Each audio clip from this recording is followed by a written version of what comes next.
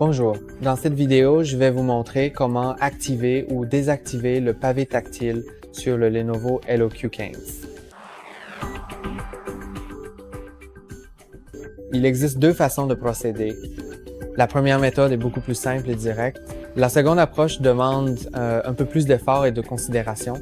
Mais par exemple, si vous désactivez cette fonctionnalité avec la deuxième méthode, vous ne pourrez absolument pas la réactiver en utilisant la première méthode initiale.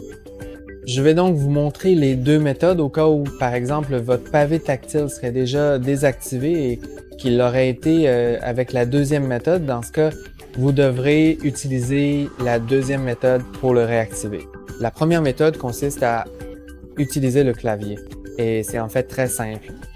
Tout ce que vous avez à faire, c'est de repérer sur le clavier la touche F10 qui porte le symbole du pavé tactile barré. Et maintenant, selon votre configuration, il se peut que vous deviez appuyer sur la touche FDX ou simultanément sur FN et FDX. Dans mon cas, voici comment fonctionner. Maintenant, il affiche le pavé tactile barré. Donc, il ne fonctionne pas. Vous pouvez voir que je bouge sur le pavé tactile et maintenant, cela ne déplace la souris.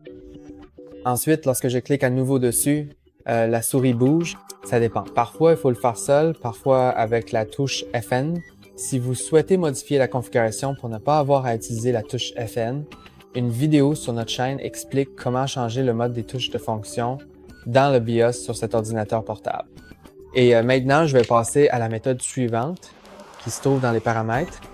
Allons donc dans les paramètres, puis dans Bluetooth et appareil. Maintenant, vous pouvez aller dans pavé tactile, puis je vais le désactiver et vous pouvez voir qu'il ne fonctionne plus. Je vais donc vous montrer comment le réactiver sans avoir le pavé tactile. On peut soit simplement connecter une souris externe et l'utiliser, mais si vous n'en avez pas, je vais vous montrer comment faire. D'abord, je vais fermer l'application avec Alt plus F4. Ensuite, je dois bien appuyer sur Windows plus Q sur mon clavier. Windows et Q en même temps ouvrent la recherche. On peut alors chercher les paramètres. Ensuite, suivez exactement ce que je dis de faire au clavier. Donc, appuyez sur Tab jusqu'à Accueil. Utilisez les flèches pour aller sur appareil Bluetooth et appuyez sur Espace. Ensuite, appuyez sur Tab jusqu'à ce que vous soyez sur Appareil. Puis appuyez sur les flèches. Après avoir sélectionné Appareil, passez la touche Tab aux flèches et allez jusqu'au pavé tactile. Ensuite, appuyez sur Espace, puis appuyez de nouveau sur Espace et le pavé tactile sera réactivé. Et c'est tout pour aujourd'hui. N'oubliez pas d'aimer et de vous abonner. À la prochaine fois.